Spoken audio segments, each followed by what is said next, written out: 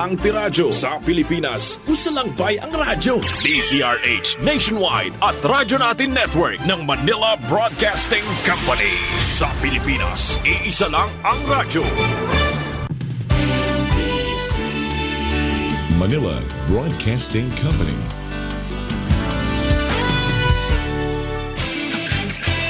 Piliranon, imong katungod ang mahibaw sa kalihukan sa provincial government. Nahimugso ang programa. Sibya sa probinsya. Aron mahibaw ka sa mga programa o kayuhan nga imong maangkon.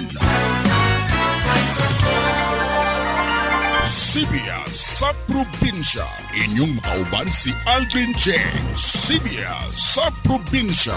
Matag adlawng Miyerkules sa alas 11 sa buntag hangtod sa alas 12 sa uto sa Radyo Natin FM.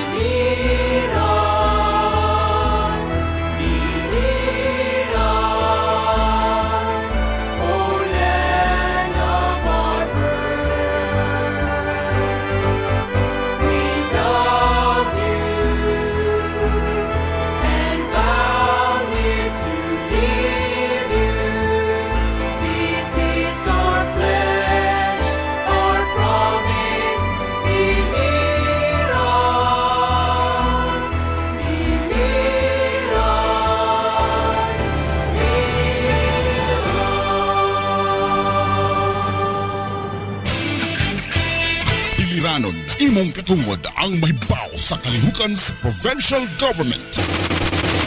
Nahimugso ang programa.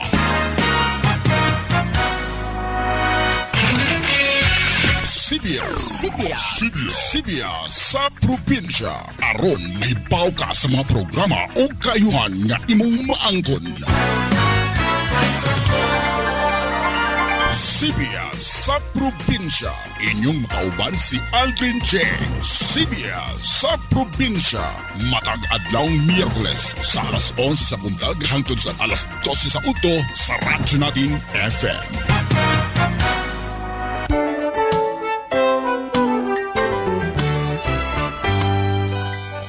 Hello, good morning, malipayon nga adlaw kanatong tanan mga friends, mga hinigugman at mga kaigsunan dinis sa tibok nga probinsya sa Biliran. And welcome sa atong tulumanon, Sibya, sa probinsya sa Biliran. Aron kita makapamayag og mga impormasyon, mga palisiya, mga programa, mga serbisyo sa atong provincial government ipinagi sa leadership ni Governor Doc Roger Spina. Kumusta ka mo? Today is February 9. It's Wednesday again. Ang atong panahon nga na-experiensyahan karon, we are experiencing a very fine weather. Unta way mga low pressure nga moabot. Ug sa tanan, gusto na ako magpadangat sa akong pagpakamusta nga sa 8 ka mga lungsod ginasakupan sa atong island, paradise sa Biliran. Ilabi na kadtong atong mga friends outside the country. We are broadcasting live din sa radyo natin na FM ug sa Facebook platform. Ang atong mga friends outside the country, Jane Wilson is already watching diya sa kaning Kentucky in the United States ug sa atong mga suking tigpaminaw dinhi sa probinsya ug sa uban pa nga mga dapit. This morning mga kaigalaan, we will be discussing a very important matter may tungod sa Philippine Statistics Authority o kung PSA. Daghan tag kinanglan nga may bawaan nga mga impormasyon. That is why gitinguha gud nako ang usa nila ka focal person sa Philippine Statistics Authority to be my guest this morning para makapangbit ka natog impormasyon. Joe Atibula is also watching. Here with us this morning is the focal person of the Philippine Statistics Authority in the person of Ma'am Marisa Miguel. Hello, sir. Good morning. Good morning, ma'am. So, dagantang mga impormasyon nga dapat may baluan sa atong mga katawhan. Labi na ako personally, wala ko makaparegister. Can you tell us first the rationale, Ma'am Marisa? Good morning, di ay sa tanan Biliranons. Since the passage of the Republic Act 11055 or Philippine Identification System Act, the PhilSys has always been a priority programs of the government. In 2020, the COVID-19 pandemic prompted the government to immediately act in resolving challenges in the identification of the beneficiaries of government aid and absence of bank accounts to transfer financial assistance safely and seamlessly. So the PSA was given the order to fast-track the implementation of PhilSys. So when the Assisted Step 1 registration started out in Biliran on January 18, 2021, and the Step 2 registration on June 11, 2021, the unwavering support from the local government units has been remarkable, sir, which leads us to registering 93,496 individuals from the province, covering 52% of the total population as of December 31, 2021 pa lang na siya, sir. So furthermore, as of February 8, yesterday, 2022, we already have registered 97,305 individuals. Kani sila, sir, mga 5 years old, paigbaw pa lang ni siya. Okay. Kaya that is our workload. From 5 till adult, ha? Yes po. Okay. 5 to up. So we're already 97,305. Pila tong target, Ma'am Marisa? For this, in the Philippines, sir, our No, for the province for only. the province, we are targeting to register the remaining 62,282 individuals, 5 Okay. years old and up. Okay. Kaya ang 4 years old and below, later on sila na musod nga ipang-register. Okay. Ayun. Now, what we want to know, what's the rationale? Bakit kailangan na ang usa ka Filipino, 5 years na lalabab nga kinanglan nga ma-register? Okay. Sir, the Republic Act 11055 aims to establish a single national identification system that aims to provide a valid proof of identity for Filipinos and resident aliens of the Philippines. May basis na niya? Yes is there a law, existing law already? Yes, sir. It's Republic Act 11055. Kaya di ba makanungdom ka, Ma'am Marisa, kaning nadugay ni ma-approve, di ba? Yes po. Daga ng proposals kaniyari, but finally this is already a law. It was already signed by President Rodrigo Rua Duterte on August 6, 2018 po. Okay. That is what we call the Republic Act 11055 or the Philippine Identification System Act. Okay. So, pila naka-percentage ang nakaparehistro, Ma'am Marisa? We're already at 54% of the total population of 5 years old and up in Biliran Province. I'm wondering why. What is PSA and PhilSci? PhilSys, sir. PhilSys. Okay. So the PhilSys, sir, is this refers to the government's central identification platform for all citizens and resident aliens of the Philippines, while the PSA is the implementing agency of the PhilSys. I see. Okay. PhilSys is just part of the PSA. Yes, sir. It's under PSA. Okay. Ang implementer lang is the PhilSys. The PSA po. The PSA. Yes, And po. but the program is the PhilSys. Yes, sir. Ang program. Yes. Okay. Now, what are the common nga kinanglan nga mahibawaan sa atong mga katauhan nga kinanglan magparehistro? Is there any danger Okay. na kay di ba may mga hurungiyong kuan baya karon ang kinanglan ang impormasyon sa individual dapat is not going to be revealed? Yes, sir. Yes, All right, sir, tell of us. course. Okay, so let's touch on the frequently asked questions muna, sir, yung mga basic. Okay. So, actually, the national ID is also called as Philippine ID. This Okay. is the physical card that serves as a valid proof of identity that can be used to transact with the government and private sector. And this card is non-transferable Okay. and is issued upon successful registration to the PhilSys. So, Lifetime ni nga card. yes, sir. Okay. Dili ni mag-renew. Okay, good question, expire? sir. Good question. Okay. For Filipino citizens, the PhilID has no expiration and will only be renewed upon updating of demographic information and biometric information because yung mga 1 to 4 years old na mga citizens will be recaptured when they reach the age of 5. Okay. And yung 5 to 14, mag-recapture na po when they reach the age of 15. Okay. Kasi scientifically, they studied that na hindi pa talaga fully develop yung mga iris and fingerprints. That's why need talaga siya og recapturing by 5 and 15. Kaya dako kog chance maglahi ang naong, sir. Tagpila ka years ang interval? From 1 to 1 to 4, 4. by 5, mag-recapture. Okay. So yung 5 to 5 to 14. 14, mag-recapture by 15 na nila. Ayun. So for resident aliens naman, sir, their PhilID is valid for only 1 year and may be renewed annually. Okay. What does it mean? Residents, unsay but pasabot niya na? Those among foreigners or not Filipino citizens Okay. that have stayed in Philippines for at least 180 and more Okay. days. They can be registered, In but the but yearly mag-renew. yes, sir. Okay. For non-Filipinos, ha? Yes, sir. Okay. Ayun. So, mangutana sa sila, what are the requirements ba? Okay. Kay mo bitaw nagpa-ID, kay walay ID. Ayun, yung anong pangayuan man og ID. Okay. Of course, sir, we cannot also register without basing on to the valid na ID or supporting document nga inyo hapong gi-present. Kaya di man po pwede magpataka lang mag-register. So, okay. If you have the following documents, you may register, you may visit our registration centers, bisag asa sa Philippines, pwede mo moadto, bisag taga-Biliran ka, pwede ka sa Tacloban magpa-register. Okay. Yes, sir. Sige. Okay, so we accept PSA-issued certificate of live birth, passport, your original passport. We are requiring you to bring the original copy po. And we also accept GSIS or SSS-issued UMID card, the LTO student's license permit, or non-proof and professional driver's license. Okay. So we also accept NSO-issued certificate of live birth. Kaya ang uban, NSO pa man ilaha. Company ID.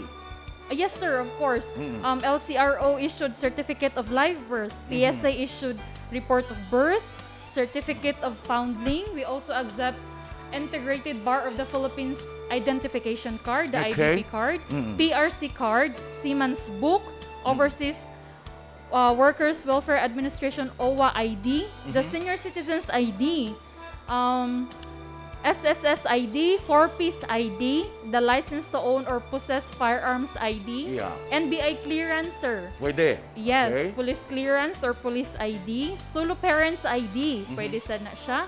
Persons with disability or PWD ID, voters ID issued by COMELEC, the postal ID, teen ID, the PhilHealth ID, Siyaro kadaghanan na, ha? special residence retires visa issued by Philippine Retirement Authority, PRA. Valid gyapon. Yes, sir. National ID from other countries. Residence ID from other countries. Marina ID. Eligibility issued by Civil Service Commission.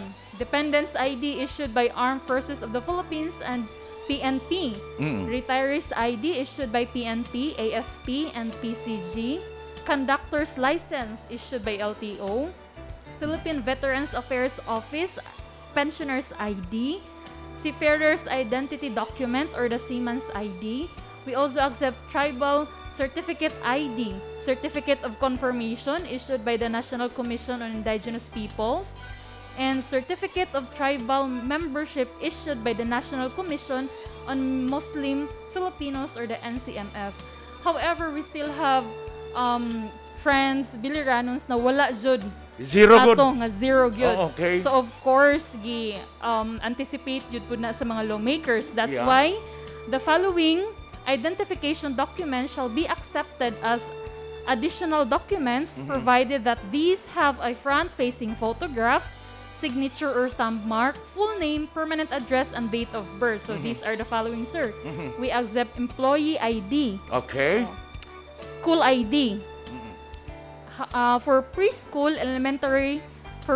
and elementary, the signature and thumb mark of the ID is not required.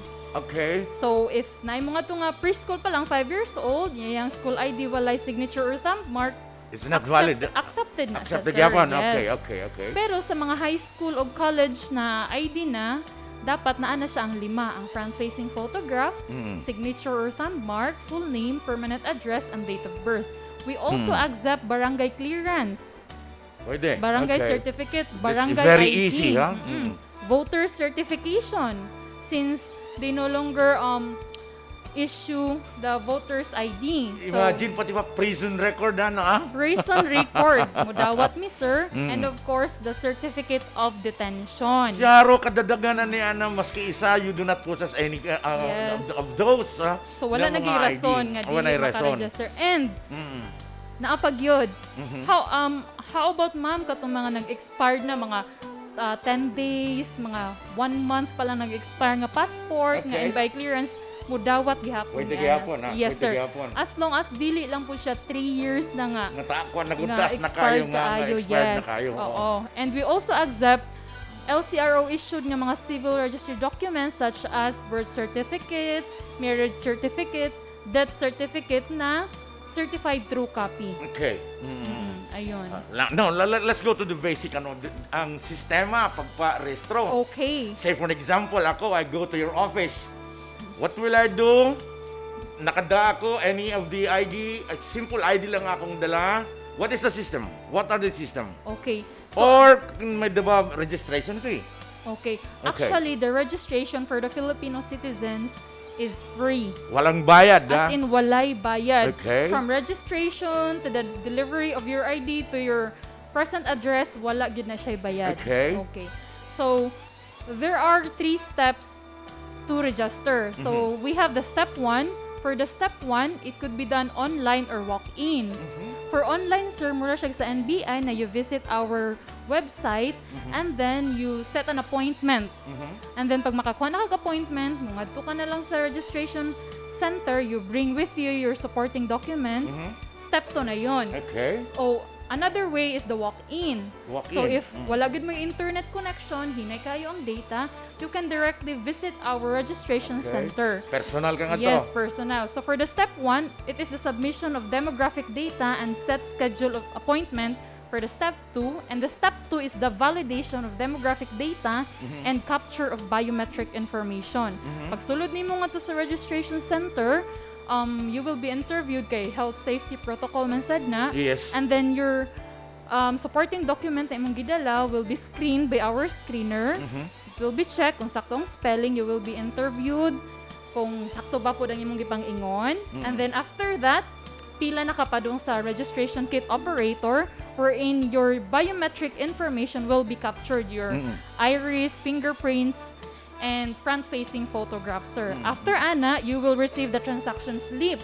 Kana nga transaction slip and the documents that you bring with you is very important. That's why we always remind them to keep them so that by the time that PhilPost will deliver the PhilID and the PSN, imo na siya ika-present, kay need na nimo siya i-present to them para ma-issue sa imuha imong national ID. Okay. So the third step, sir, is the issuance of PhilSys number or PSN and PhilID. Makasulod na siya gusa ka envelope na imuhang ID, ipilit na siya og letter. Ang katong nga letter, na siya explanation what is PSN, and your PSN will be written on that letter. Finally, that's it already. Yes, sir. Okay. Ana lang kasayon. How many hours that will take? It will only take for at least 15 minutes. 15 minutes. It will just took 15 minutes Yes, na anang sir. ID. Oh, dili pala. No, sir. Dili pa ang ID. Ma-register na ka, sir. Ma-register na ka? Yes. Oo. Okay. So, wala gud sila rason nga dili makaparegister kay tanan nga pwede nga gamiton nga supporting document giapil na accepted na. By the way, ang office is open from office hours, 8 o'clock to 5. Our registration Kaya mga 2 centers. minutes ako, misis, kami mag-register ko kami. Okay. Our registration centers are open from Monday to Saturday including holidays. From 7:30 a.m. to 5:30 p.m. Including, but excluding Saturday and Sunday. Monday to Saturday, sir. Ay, Monday to Saturday, pwede pala Sabado. Oo. Actually, sir, last year, Monday to Sunday, good me. Oh, para pag To really accommodate everyone. Pag-expedite ninyo, Yes, ano? sir. Pero karon kay di naman kaayuda mo. So, we're only open from Monday to Saturday, 7:30 a.m. to 5:30 p.m. Now, where are our registration centers, sir? Okay. We have one fixed registration center in Bipsu, I mean in P.I. Garcia, beside Bipsu at Bangsa Albertos. And we have now transfer lang nila from Agpangi to Kalumpang Covered Court. Excuse me, ito, may tanong ko, paano ba may bawan nga available na ang ID? Okay, thank you for that question, Ma'am Jocelyn Kaing. Okay, hi, Ma'am. So, once your ID is available, it's actually the function of the PhilPost to inform you and deliver your ID. They will either call you or deliver your ID at your present address. Na imong giingon katong nagpa-register ka. So, ingon ana siya, sir. Bali, trabaho na siya sa PhilPost, but of course, in coordination with PSA pa rin para matabangan namo ang pag-deliver Yes, sa mga ID. alright. Let's go back to the registration centers. Okay, so we have one in P.I. Garcia beside Bipsu. Air-conditioned na siya, very conducive. You may visit that. And then we have in Kalumpang Covered Court now. They will be operating from February 9 to 15. Today. Yes, February 9 today to February 15. So if bakante na mo, please visit your covered court nasa Kalumpang. And then we also have a registration center in Kabukgaya Negosyo Center. Here in the province, ano? Yes. Okay. What if you are in another place, but you are Biliranon that, say for example, you are in Ormoc, you are in Tacloban, can you also register there? Yes, sir. Maka-register ka anywhere in the Philippines. Okay. You are allowed to. Sa Kabukgayan, sir, we have 4 registration kits. So, please do visit our registration center in Kabukgayan, and ang nakaschedule ngadto karon is the Barangay Balakid. To closely manage the people, sir, by barangay namo ang pag-schedule kay especially that we're still in a pandemic. So need yun na ma-monitor ang mga tawo nga mangadto. And naka-schedule and limited lang ang tawo nga makangadto sad. Now, let's talk about the advantage of this ID. Okay. What are the advantages of the incorporated na ba dito pag ako may ID na, national ID, naka-incorporate na ba dito ang GSIS, ang SSS or anything? Actually, sir, our ID will not replace the existing functional IDs. Dili siya ingon nga mupuli sa LTO nga ID, Okay. sa PRC ID. Kung saan may naka-incorporate niya na din ang kaning national ID. The PhilID, sir, is a foundational ID that serves a valid proof of identity, which would help ease transactions with both government and private sectors Kaya nga. through easier validation Okay. and authentication of identity. So in other words, it means na di ba ang kasagaran karon pag may mga transaction, Yes, you sir. need 2 ID. Yes, sir. Alright, Oo. karon it's no more required, but by means of that ID, pwede isa na lang yan.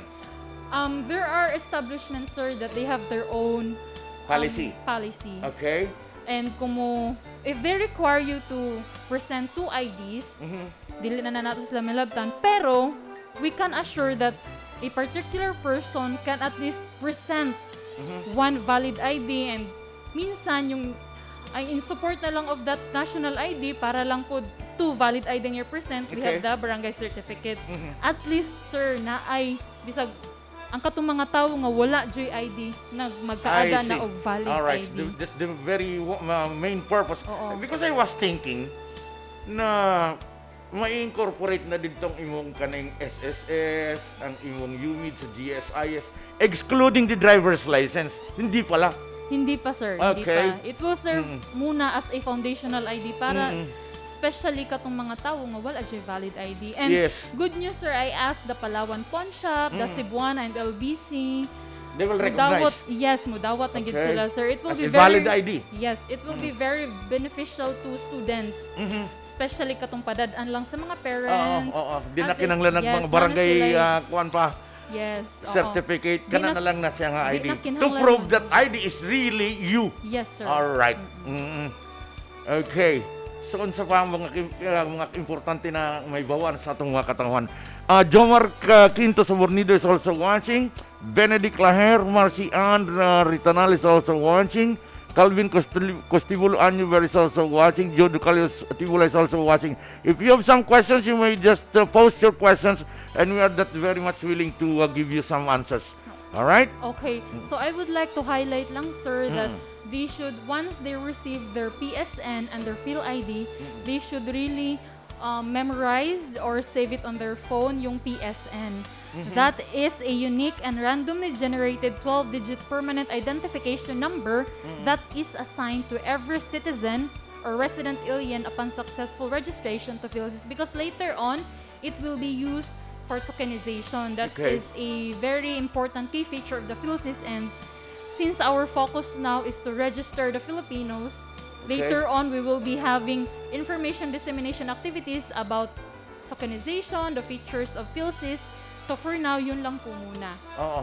Basta they should keep and memorize their PSN Pinaka-pin PhilSys number na siya. Yes, sir. Oo. Balikan Ayun. ko nga Ma'am Marisa. Yes, sir. Most common question ba? How we are to be assured na there is no danger. You know, question ko na agad kanimo kanina. Because, di ba may mga right to privacy? Di ba you will extract privacy Yes, sir. in the registration? Paano nato masisiguro nga safety ang usa ka individual dili magagamit ang iyang personal information ngadto sa kaning mga illegal activity? Okay. Very good question na siya, sir. The PSA seriously takes the responsibility of ensuring the privacy, security, and integrity of the data of the registered person's data. Sufficient safeguards, sir, shall be in place to ensure information security, cybersecurity, data protection, and privacy, including in compliance with the Data Privacy Act. The PSA has been working closely with the National Privacy Commission, the DICT, and the National Security Council regarding the architecture and processes of the PhilSys, including to identify and mitigate privacy and cybersecurity risks. The PhilSys also, sir, is designed. The PhilSys design adopts the privacy by design principles wherein privacy is incorporated into its technologies by default and from the start. For example, sir, the PhilSys collects and stores minimal data, and the PhilSys number is fully randomized, not revealing any information about the person, such as their date of birth. So yung ating pagpa-register po sa PhilSys, actually yung required data lang naman, yung mga demographic data lang that will prove your identification. Dili naman siya mangayo og status of or religion, status of socio-economic status. Ang amo lang Especially yun, in banking ba? yes sir, oo. Ang amo lang yung pangayoon ng mga data are those na that will really verify your identity. Yeah, live birth, mga ingon na ng mga basics nga mga Yes identity. sir, oo. Okay, unsa pa?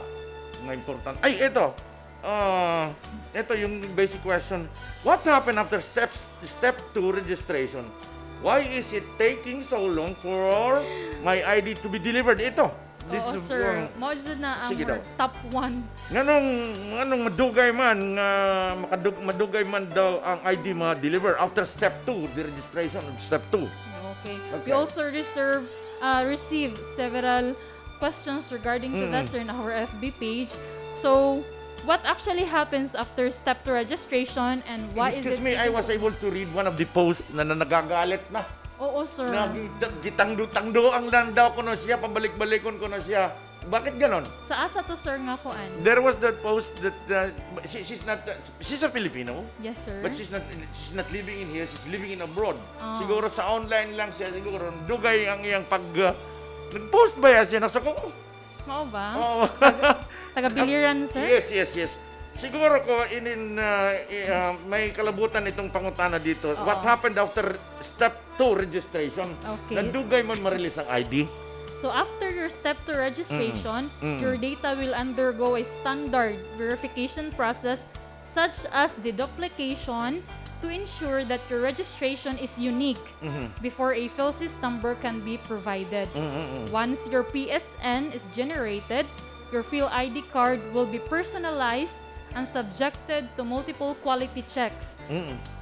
So finally, the PhilID card will be attached to your PSN letter, which will be placed inside an envelope before dispatched to PhilPost for delivery. These processes are put in place so that every registrant gets to enjoy a secure PhilID. Okay.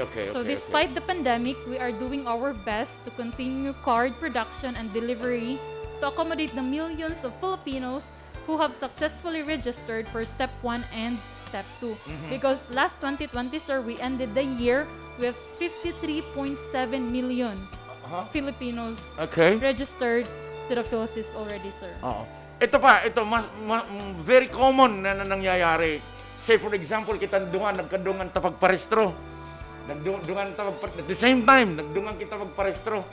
But somehow it happens, yung mo lang ang ID ang na-release ang akuha. Okay, so Ba't ganon? actually, sir, I have a personal experience to that. I am one of the first registrants. Sige, let us appeal to the people Yes, okay. for their understanding. Okay. So after step 2 registration, your data must undergo standard back-end processes which are generally done by batches based on the date of registration.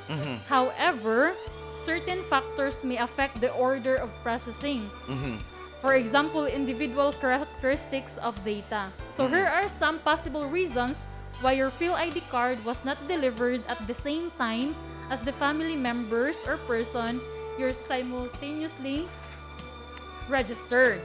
So first, we have the duplication process may have flagged the need for your data to undergo manual verification and or manual adjudication for possible duplicates within the PhilSys registry. Anong unsay pasabot niya na, Ma'am Marisa? You mean, sir, for example, ako parehas sa NBI. Nakakanahit. May kaparehong kapangalan. Same situation, sir. Okay. Same name, Okay. same birthday, tapos yung fingerprints and iris, same I percentage. see. It will undergo manual Yeah. verification and Oo. adjudication pa, sir, before it will be produced. May kaparehang pangalan. Oh, yes, sir. May kaparehang. Oo. So, need So, verify good talaga. Yes. Okay. Second, Okay. your PhilID card may not have passed the quality checks and thus require reprinting. So, napoy na nga instance. And then third, your PhilID card is possibly included in another batch for delivery of PhilPost. Minsan, sir, dito sa Biliran, we also experienced that supposedly it will be delivered to Albuera, instead dito po siya na-deliver. Okay. So, another factor din yun na matatagalan na ma-deliver yung ID to the owner. Okay. So, yun. There's really a chance na bisan og same mga adlaw, same time mo nagpa-register, mas ako ang unang maabot. Kanya mo follow na lang imuha. Naagod siya ingon ana nga chance. Because of those reasons, factors. Tumatakbo ang isip ko, no? Who are those not qualified to register? For now, sir, we can't register yet the resident aliens. Kay our focus, ang Filipinos una. Okay. And Those who are from But you're one... stating earlier na pwede ka itong mga foreigner. Basta Yes, sir. 1 year lang ang ilang ang validity Okay. sa ilang registration. Our workload for now, sir, are the Filipinos aged from 5 and up. Okay. So yung mga resident aliens, later on, they will follow na the registration, and yung mga bata from 1 to 4 are not allowed yet Okay. because their PSN will be linked to the parents. Yes. Kaya mas nauna yung 5 to up. Okay. So di po muna pwede yung resident aliens and 1 to 4. Okay. Yung mga yung mga syndicated persons, individuals, they don't need to register kay makikita ang ilang mga information. Alright. Ano pa, Ma'am Mariza, ang dapat na ito mahibawan? So a lot of people also ask us if when can they receive their Phil ID. Yes, why haven't I Like- received my Phil ID? Like the duration, kung ilang months, because we kept on saying na 3 to 5 months, 3 Kaya to nga, 8 months. may mga nasuko na niya nga dugay naman daw na pabalik-balikon sila. Di ba? Unsa to ang rason, Ma'am Marisa? Why mabtan og 3 months na di pa sila makakuha gyapon sa ilang ID? Actually, sir, we are in a very not normal situation because we are in a pandemic and Mao. damo og lockdowns. Yes, Also, oo. the delivery of the IDs are affected. Plus the internet Yes, pa. and also, ang sir, connectivity. only one office is authorized to print the ID, and that is only the BSP. And we are 53.7 millions na. And ang ato apong PhilPost, panagsa, they only have one kartero na Oo. mutuyok Oo. pagpanghatod, pang door-to-door deliver. Oo. Pero despite the pandemic, they are doing their best to continue card production and delivery of the IDs. Okay. When we expect that if not all, majority of the Filipinos be registered. By the end of 2022, sir, we are expecting that there will be 93 million Filipinos registered to the PhilSys, sir. So for those who are asking when can they receive their Phil ID, we are humbly asking for your patience and support, of course, because we also know your sentiments nga nun, dugay man kaayo. Pero I assure you that once your ID is available already at the PhilPost Naval or anywhere in the PhilPost here in Biliran Province, PhilPost are very active man and very quick in delivering the ID. So once it's available, once your ID is already sorted and being logged on their directory or file, it will be delivered, man said. And Okay. panagsa sir, tawagan sila that their ID is already available and they can claim it mismo nga to sa PhilPost if di na sila kahuwat nga ma-door-to-door deliver. Okay. Yun. Our talk is just purely more on PhilSys, ano, Yes, not sir. the PSA. Kaya kung sa Oo. PSA, dagantang mga because, you know, ang PSA, one of the main purpose of the statistics system an makapagbigay ng data sa mga ahensya. Yes, sir. Labi na sa kaning Commission on Elections, now that is coming ang elections and many things. But our talk today is more focused only on the PhilSys, Yes, sir. on the registration. Okay. So, anything, please do not omit. This is an opportunity to let the people know, especially the people at the barangay, Yes, sir. na Oo. di pa nakakapakuha niya ng opportunity in registration.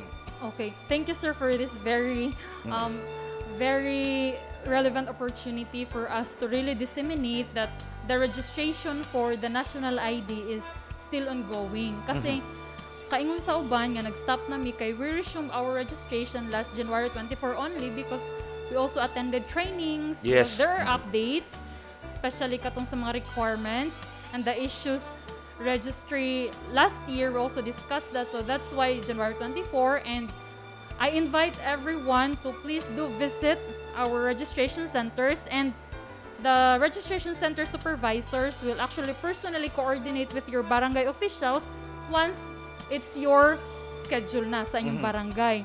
So we are open Monday to Saturday, 7:30 a.m. to 5:30 p.m. For queries and concerns, you may visit our FB page, PSA Biliran. Active ang among FB page, sir, especially sa hiring, sa PhilSys, sa PSA. And you may contact us at 0951-365-6457 or 507-8122 and look for Sir Arthur R. Colianto and Arthur. or Marisa Aya Miguel, myself, or email us at psabiliran@gmail.com. Although we are already 97,305, still kulang pa og 62,000 plus. Imagine we have in the province alone, we have 132 barangay.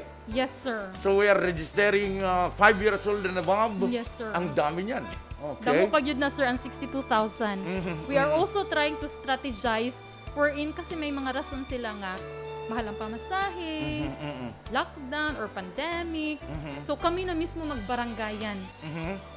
So please go also You bring the participate. PhilSys into the barangay na. Yes, sir. Kayo kamunan mo ngadto dito. Oo, and we thank you we thank the barangay officials because they have been really supportive in terms of disseminating the information and making sure that our team is busog. But the bottom line here na kailangan ng Pilipino rehistrado. Yes, Kay sir. that's the very course in life na may mga transactions is a need, may mga transactions kita that we need our identification. Okay. And also I experienced nga naagyoy lagas nga ningan sa amuan. Nagpa-register, nakuha na niya yung national ID. I don't know, siguro nakaagi lang siya, nagpasalamat siya kay wala siya birth certificate, wala siya ID. Ang iyang gidaa to is only the barangay certification. And nakuha na niya yung national ID, di na daw siya maglisod o kuha sa kwarta nga ipadala sa See? iya. Okay. Kaya na, di na siya manugo. Ang mahitabo kasi daw sa una, manugo siya. Unya, ang 1,000 nga gipadala, ang 100, iya pang ibayad sa iyang gisugo.